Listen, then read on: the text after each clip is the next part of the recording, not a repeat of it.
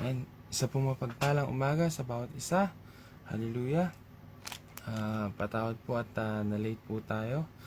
Patawarin tayo ng Panginoon. Bagamat sa ganon, kahit na sa kakaunting oras, tayo ay samahan ng Panginoon sa ating Bible Morning Devotion. At sa umagang ito, nais ko po muna magpasalamat sa Panginoon at ako po at ang aking asawa ay nagkaroon na ng bagong anak. Siya po ay pinanganak noong February 11. Hallelujah. Puri ng Panginoon. At ang bata ay healthy at wala namang sakit. Lahat ay normal. Bagamat ang kanyang mga check-up ay kulang-kulang. At ang budget ay na kulang-kulang, ay hindi pa rin tayo pinagkulang ng Panginoon. Talagang sapat ang kanyang mga biyaya, sapat ang kanyang provision. Talagang nandiyan siya all throughout sa ating buhay. Salamat sa Panginoon. Hindi ko na po magigising at kakatulog lang po. Ayun po, puri ng Panginoon. Sa umagang ito, ating tatalakayin ay ang mga ginawa ni Peter. Actually, alam nyo po, habang ako ay nagbabasa ng Book of Peter, yung book First Peter tsaka Second Peter, may napansin po ako yung mga mostly main na ginawa ni Peter na madalas nating pinag-uusapan, pero dun sa libro niya ay wala, hindi siya nakasulat. Yun lamang po at at ano ba yung parang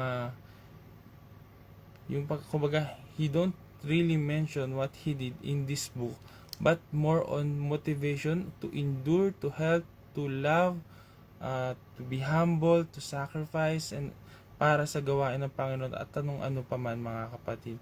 Sige po, bago tayo magsimula, tayo po yung manalangin. Panginoon, maraming salamat sa umagang ito na pinagkaloob nyo. Panginoon, bagamat kami late, patawarin niyo po kami. At sa kung ano pa man ang aming nagawang hindi kalugod-lugod sa inyong harapan, sinasadya man po ito o hindi. Panginoon, we welcome you, God, sa aming pag-aaral. Kayo po magsalita, kayo po ang magbigay ng wisdom, ng knowledge, Panginoon, o God. Dalangin ko na sa bawat isa na makakarinig ng iyong salita ay magkaroon ng kasiglahan, ng kasiyahan, kagalingan, ng kahit ano pa man, Panginoon, revelation, Panginoon, na nanggagaling sa inyo, O Diyos. Salamat, Panginoon. Ano mong pagkilos ng kaaway, winawaksin namin to sa ngalan ni Jesus. In Jesus' name, Amen, Amen, Hallelujah. Maraming po salamat sa Panginoon. To God be the glory. So, ayun nga po na mga kapatid. Alam niyo, kung mapapansin niyo po sa Book of Peter, chapter 1 and 2, may mga actually halos lahat ng kanyang ginawa sa book of Matthew, Mark, Peter, John, Luke ay hindi nyo mapapansin, hindi nyo mababasa sa First Peter and Second Peter. For example na lang po, mga kapatid, sa ibang book, bida si Peter, pero alam ni Peter na most of the story is to show off or more on pride. Pero bakit ganon? Let's say for example na lang, mga kapatid, sa John 13:8. John 13:8. Isa to sa mga kwento na madalas nating pinag-uusapan. Pero pinag-aaralan sa John chapter 13 verse 8. Pagkakaisahan po natin ngayon si John, mga kapatid. Ay, si Peter.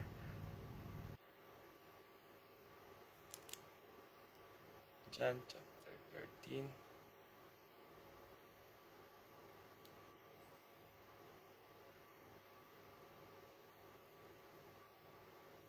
Verse 8. Hallelujah. Sabi dito,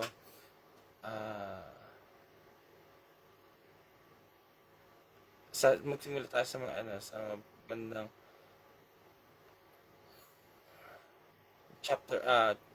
verse 5. Basahan po natin sa Tagalog. Sabi dito sa verse 5.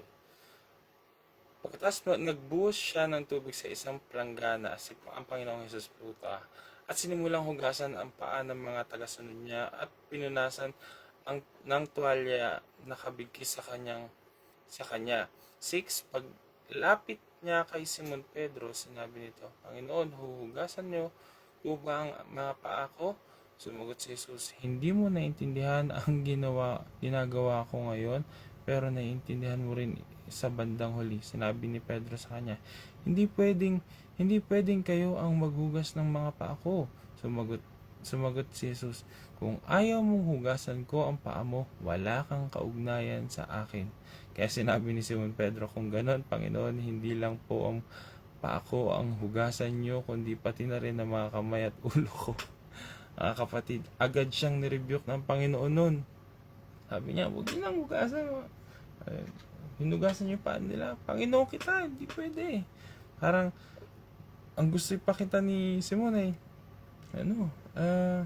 na kung sila pumayag, ako hindi.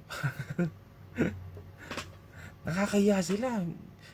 Pinagugas nila ang Panginoon nila ng paa nila. Yun ang niya. Pero, kung mapapansin nyo, hindi nyo po ito mababasa sa Book of Peter. Ano pa po? Sa John 18:10, mga kapatid. 1, chapter 18, verse 10.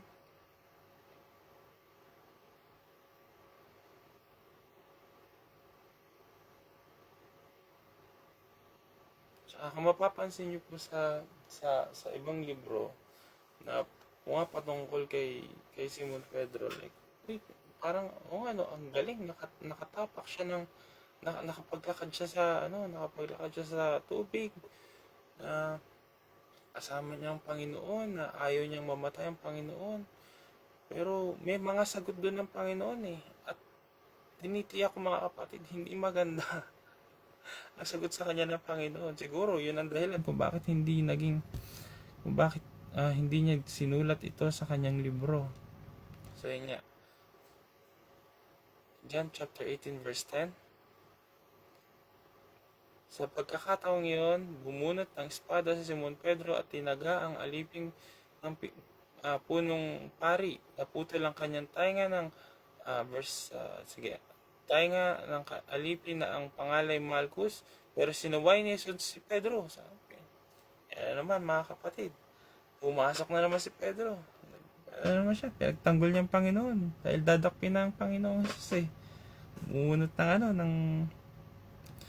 ng espada, tinaga yung alipin.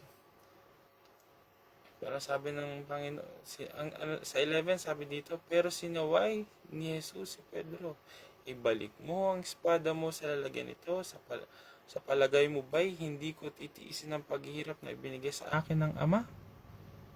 Na-rebuke na naman although kala natin maganda, pero ano ba yung motibo ni Pedro sa pagkakataong ito na magmukha siyang matapang, na magmukha siyang mas magaling sa ibang disipulo, na kapatid, na kaya niyang ipagtanggol ng Panginoon? Hindi, mga kapatid. Sinusuway siya ng Panginoon, mga kapatid. Matthew chapter 16:22, bakit ba ginawa ni Pedro yun? Sa Matthew chapter 16 po.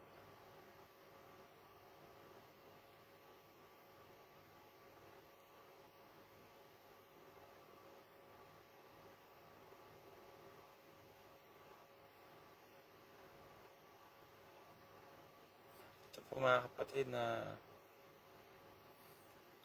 sinasabi na ng Panginoon na siya ay dadakpin at mamatay. Sa chapter 21 po muna. Mula noon, ipinahalam na ni Jesus na sa mga tagasunod niya na dapat siyang pumunta sa Jerusalem at dumanas ng maraming paghihirap sa kamay ng mga pinuno ng mga Hudyo, ng mga namamahalang pari at ng mga tagapagturo ng kautusan, at siya ipapatay nila Pero sa ikatlong araw ay muli siyang mabubuhay. 22. Nang marinig ito ni Pedro, dinala niya si Jesus sa isang tabi at sinabi, Panginoon, wag po sanang ipahintulot ng Diyos. Hindi ito dapat mangyari sa inyo. Ha? Kanta ng ginawa ni Peter, no? Hindi pwede, Lord. Hindi ka pwede mamatay. Sabi dito sa 23, hinarap ni Jesus si Pedro at sinabi, Lumayo ka sa akin, Satanas. Pinipigilan mo akong gawin ang kalooban ng Diyos dahil hindi ayon sa kalooban ng Diyos ang iniisip mo, kundi ayon sa kalooban ng tao. Isipin mo, kung na-motivate o napapayag ni Pedro si Jesus na huwag mamatay sa krus, wala na tayong kaligtasan. Pero matalino ang Panginoon, mga kapatid. Matalino ang Panginoon. Alam ng Panginoon na yun ang kalooban ng Diyos Ama. Kaya talaga agad di-rebuke na naman. Yabang mo ha. Pero yung pagre-rebuke ni Jesus dito kay Pedro, hindi yung mahinahon. Talagang sa bandang dulo, kundi ayon sa kalooban ng tao, exclamation point, mga kapatid. Maaring yung pagsasabi ni Pedro sa ating Panginoong Hesus ay pabulong dahil tumabi muna silang dalawa eh. Pero ang pagre-rebuke ng Panginoon may kasamang turo. Ayun, mga kapatid. Galing ni Pedro. May natin na handa siyang mamatay para sa Panginoon. Handa siyang ayaw niya mamatay ang ating Panginoong Hesus. Pero hindi, mga kapatid, alam ng Panginoon kung anong nasa puso. Alam ng Panginoon na kung may sumasaping masamang espiritu, mga kapatid, ano pa? Ayan, ito yung isa sa mga sikat. Matthew chapter 14 verse 20.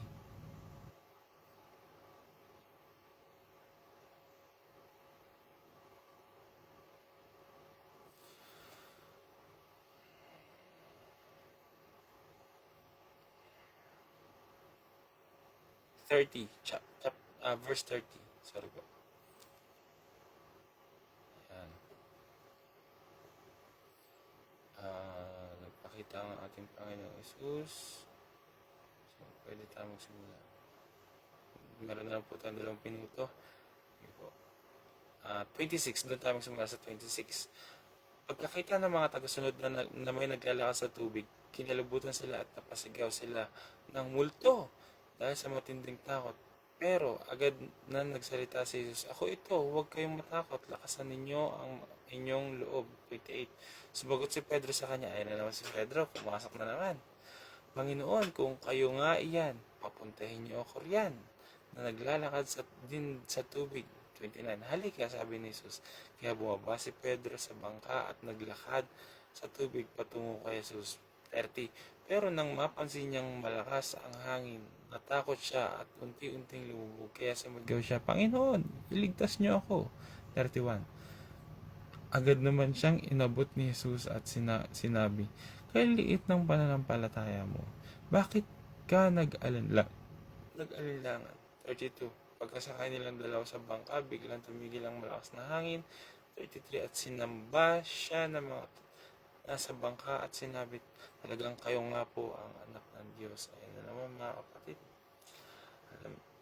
Alam ni Pedro na hawak-hawak niya ang salita ng Diyos. Pero pag nung papalubog na siya, nasabi sa kanya ng Panginoon, ay liit yung pananampalataya mo, bakit ka nag-alinlangan? Napahiya na naman si Pedro dito, mga kapatid. Ang aral na mapupulot natin dito, mga kapatid, na alam ng Panginoon na kung tayo ay may kinikilos, tayo ay may sinasabi na well, na-experience ko na rin po ito, mga kapatid, at ako'y na-rebuke din ng Panginoon na talagang may pagkakataon at maraming pagkakataon sa ating buhay na gusto natin magbida-bida. Gusto natin na tayo ang makita. Gusto natin na tayo ang marinig. Tayo ang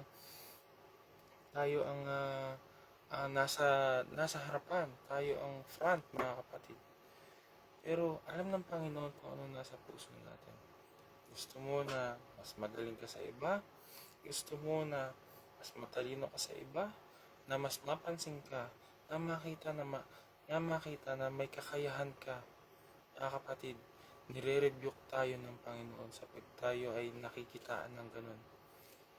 Nire-rebuke tayo ng Panginoon. At kung ganun, kung nakikita natin ngayon mismo, oo nga no, magiging ganun ako. Panalangin natin sa Panginoon, Panginoon, I rebuke myself na hindi ako maging ito. Na hindi ako magbida-bida. Kung ano lang ang kalooban ninyo, Panginoon, siya itong mangyari, Panginoon, sa aking buhay. Ayokong magpakitang gilas. Bakit? Para lang sa pride natin. Lord, kung ano man ang ginagawa ko, kung ito ay pride ko lang, Lord, I rebuke myself. Sa atin namang galing, kaysa rebukein tayo ng ibang tao. Pagka nirebuke tayo ng ibang tao, may pagkakataon pa na na tayo ay sumalag. Tayo ay mag-ano kaagad, magdumipensa. Kaya sa atin palang mga kapatid, bago pa tayo rebukein ng Panginoon, sa atin namang galing, mga kapatid. Hallelujah. Well, kung gusto niyo naman ng Panginoon, walang problema. Tayo ay susubukin ng Panginoon. Tayo tuturuan ng Panginoon, mga kapatid.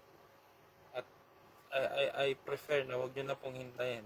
At dito na po at kinakausap tayo ng Panginoon na wag tayong na pride, wag tayong kung sa ating kinikilos ay tayo ay nagpapakitang gilas lamang, ay wag na, mga kapatid. Bigay natin lahat ng kapurihan, pagsamba sa ating ginagawa para sa ating Panginoon. So yun nga. So kung pupunta naman tayo sa 1 Peter, mga kapatid, sa libro ng Pedro, ito na po ay yung mga natutunan niya na habang kasama niya ang Panginoon, na pagkatapos ng kasama niya ang Panginoon, na nakasama niya ang Panginoon. Yun na yung resulta, mga kapatid. Ano ba yung mga natutunan niya? Na maging humble, mapagbigay, mapagmahal, magturo, maging matulungin, mga kapatid. Napakarami mga kapatid. Yun yung mga tinalakay niya, na mag-endure sa ating pananampalataya, may paghihirap. Pero hindi magtatagal, kakayanin natin. Tayo ay pinabanal. Hindi tayo banal, pero tayo pinabanal ng Panginoon. Tayo pinili ng Panginoon. Yan ang mga tinuro niya, mga kapatid. Hindi na siya nagmataas, hindi na siya nagmayabang pa. Kaya kung tayo ay may binigyan ng Panginoon ng mga aral, ng mga katalinuhan, kakayahan, ito ay gawin natin para maitaas sa buhay natin ang ating Panginoon. Hindi para maipakita na Kristiyano ako, kasama kong Panginoon, sabihin natin, okay, walang problema dyan. Pero hindi yan lisensya para tayo ay magyabang, hindi yan lisensya para tayo ay magmukhang reliyoso, mas magmukhang mabait. Hindi yan lisensya para meron tayong special treatment dahil ikaw ba'y Kristiyano. Hindi, mga kapatid. Iyan ay lisensya na tayo ay maipakita natin ang ating Panginoon sa ating buhay, na maluwalhati natin sa ang Panginoon sa ating buhay. So ibig sabihin ba nun, hindi na tayo magyayabang? Well, hindi natin ipagyayabang, pero ipapakita natin kung ano ang itinuro, kung ano yung binago sa atin ng Panginoon, without telling them na binago ko na mabait ako, na magaling ako, na ganto ganyan. Ipapakita lang natin, hindi natin kailangan sabihin. At ang iba na ang magsabi nun, puri ng Panginoon sa buhay mo. Hindi yung ang galing mo, hindi ganun. Ang galing ng Panginoon, purihin ng Panginoon sa buhay mo, kapatid. Nakikita ko ang kanyang kalwalhatian. Diba mas magandang marinig yun, mga kapatid, kaysa naman, ang yabang naman nito, Kristiyano lang. Hindi, mga kapatid. Napapahiya natin ng Panginoon kapag gano'n. Pero kapag hindi natin kailangan sambitin na ganito ginawa sa akin ng Panginoon, na ang galing ko, ganyan. Sinimula natin na ganitong pong ginawa ng Panginoon, pero ang galing ko, ito yung kaya ko, ito yung natutunan ko. Hindi na natin naitaas ang Panginoon sa ganun. ang naitaas na natin ang sarili natin. Kaya dapat mga kapatid, sa tuwing tayo ay nakakatanggap ng papuri, ibinibigay natin yan sa Panginoon. Amen po ba? Hallelujah. Huwag tayong magmukhang bida-bida, hindi lang sa harap ng iba, kundi sa harap ng Panginoon. Ah, tayo ay maging liwanag, asin, hindi yabang para sa Panginoon. Amen po ba? Tayo po manalangin. Panginoon, maraming pong salamat sa umagang ito na aralan namin ng inyong salita. O Diyos, nawa dalangin ko na may bitbit namin ito sa pang-araw-araw naming pamumuhay. Kayo po ang maitaas sa aming buhay, O Diyos, hindi po ang aming sarili, Panginoon. O God. And then again, Lord, we rebuke ourselves. Kung kailangan niyo po kami paluin upang kami matuto na kung hindi namin nakikita na ito na pala ang nagagawa namin sa aming buhay, Panginoon, rebuke niyo po kami, turuan niyo po kami, O Diyos, at ituro kung ano ang dapat naming sabihin, kung ano dapat ang aming kilusin, ano ang dapat ang aming isipin, O Diyos, Panginoon, upang sa ganon, kayo pong maluwalhati sa buhay namin, kayo pong maitaas, O Diyos. Salamat, Panginoon, salamat, Panginoon. Sa umagang ito, dinadalain ko sa mga papasok, ay bigyan niyo po sila ng protection, guidance, strength, O Diyos, na kakailanganin nila wisdom and knowledge, O Diyos, hope, love, and joy na gagaling sa inyo, Panginoon. Sa mga matutulog naman na nasa amin dito sa Middle East, kung saan mong nakalap ng ibang mundo, ng ibang bansa, Panginoon, dalangin ko na bigyan niyo kami ng makalangit na panalangin. Samahan niyo po kami, bantayan niyo po kami, Panginoon, at sa ganun ay pagising namin ay magkaroon kami ng panibagong lakas na nanggagaling sa inyo. Salamat, Panginoon. Ito ang aming samot-dalangin. To God be the glory. Amen. Amen. In Jesus' name. Hallelujah. Salamat po mga kapatid. To God be the glory.